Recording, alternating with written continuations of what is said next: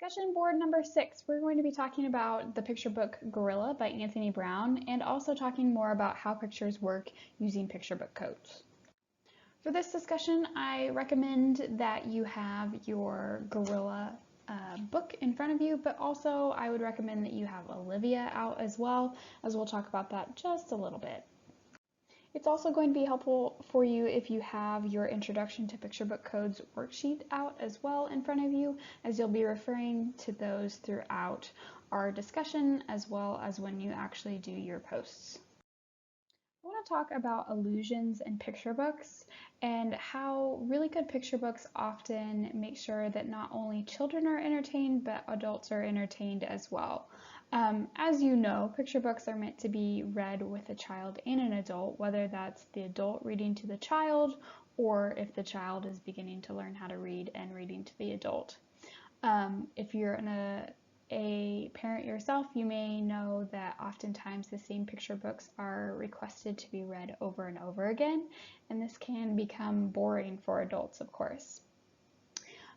Good picture books can entertain both the child and adult through illusions, and there's a lot of other various literary elements that are going on that can entertain adults as well, but the book that we read today, Gorilla, as well as the book we read earlier in the week, Olivia, has a lot of illusions in it that are not something that a child could pick up without the help of an adult. So illusions not only act as a nod toward an adult who would be able to pick that up, but they also give the adult a chance to teach a child something else that impacts their world. So it's a moment where the adult realizes that the author is talking to them, and then they can let that child in on that little secret nod as well. So this little snapshot is taken from the In Papers in Olivia, and it talks about two historical works of art that are taken and placed within the text. So you have on the top a painting by Jackson Pollock, which appears on page 29, and it's a detail from Autumn Rhythm number 30, and it appears in the Metropolitan Museum of Art, which we can assume is where Olivia goes with her mother when they travel to the museum.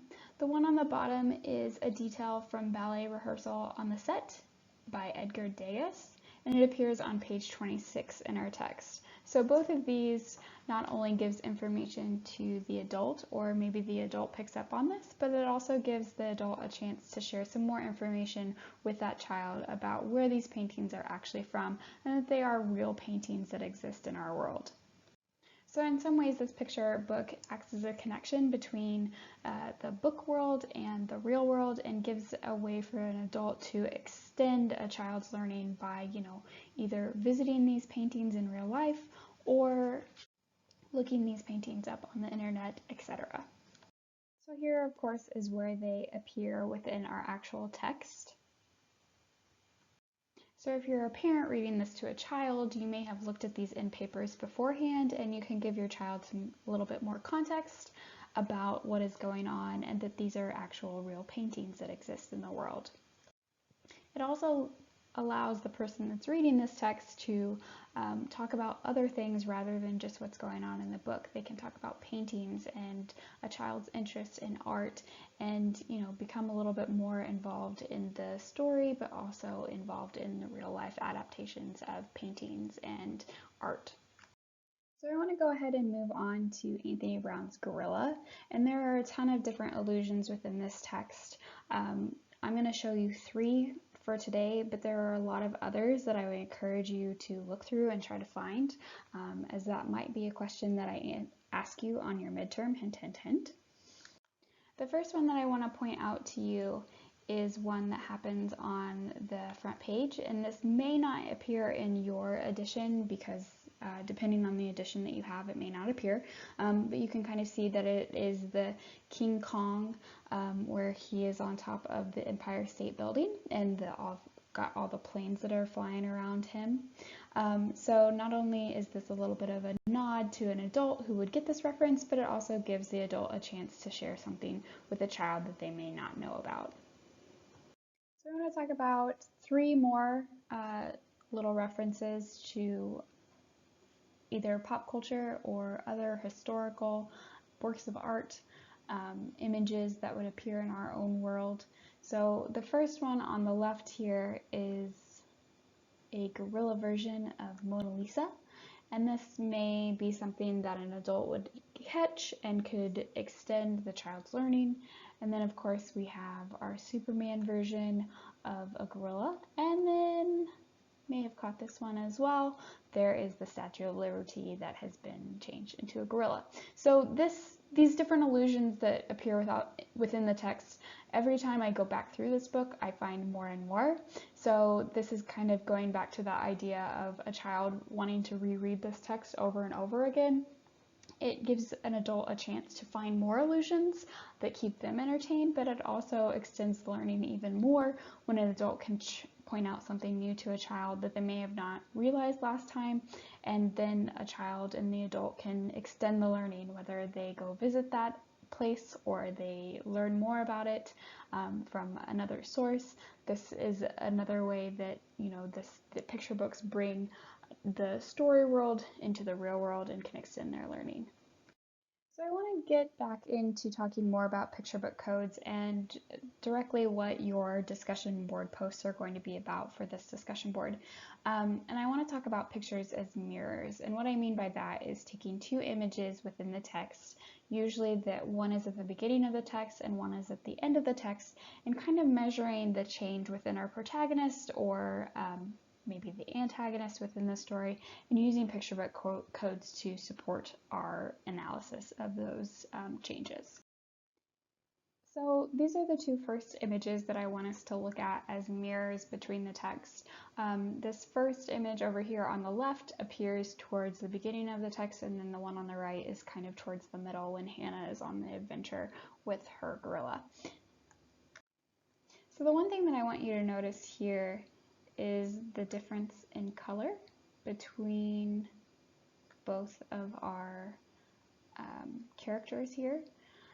Hannah is generally in reds and yellow colors, where her father, at least towards the beginning of the story, is in blues, which are much colder.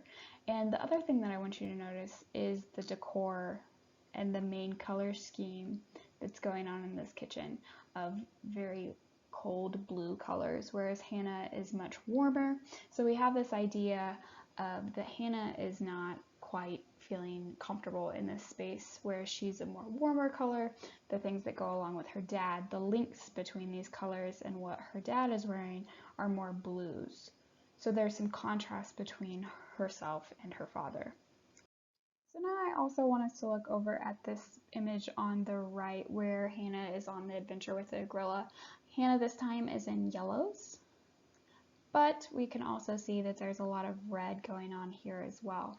The other thing that I want you to look at is that the gorilla is holding a banana, which is yellow, and he's also got on a bow tie, which is red.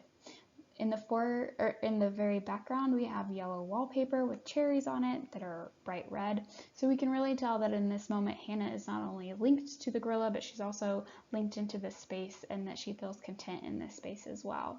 The other thing that I want you to notice in here is that there's a lot of round images, right? We've got the gorilla who's very round, and then we've also got food, which is really round as well. The other thing over here is that we have a lot of very rectangular images, right? We've got the table, we've got the floor, which is all rectangles. We have these cabinets, which are rectangular as well. And if you can remember from Moebius's picture book codes, a character framed in a series of circular enclosures is more likely to be secure and content than one framed in a series of utterly rectangular objects. So this is another thing that we can think about here, is that Hannah on the right over here has a lot of round images that are around her, which gives this idea that she's more secure and content, where this image over here on the left of her, there's a lot of rectangular shapes around her, which means that it seems like she's much more unstable in this environment and not so very content. So now I want to compare these two images, which of course are Hannah and her dad at the beginning of the text, and then Hannah and her dad at the end of the text after she's went on this adventure with the gorilla. Again, of course, with the image on the left, we have the same things going on. We have the red in color, whereas everything else is very blue in this space. We've got the rectangles that are going on in this space, giving this idea that Hannah is not content here.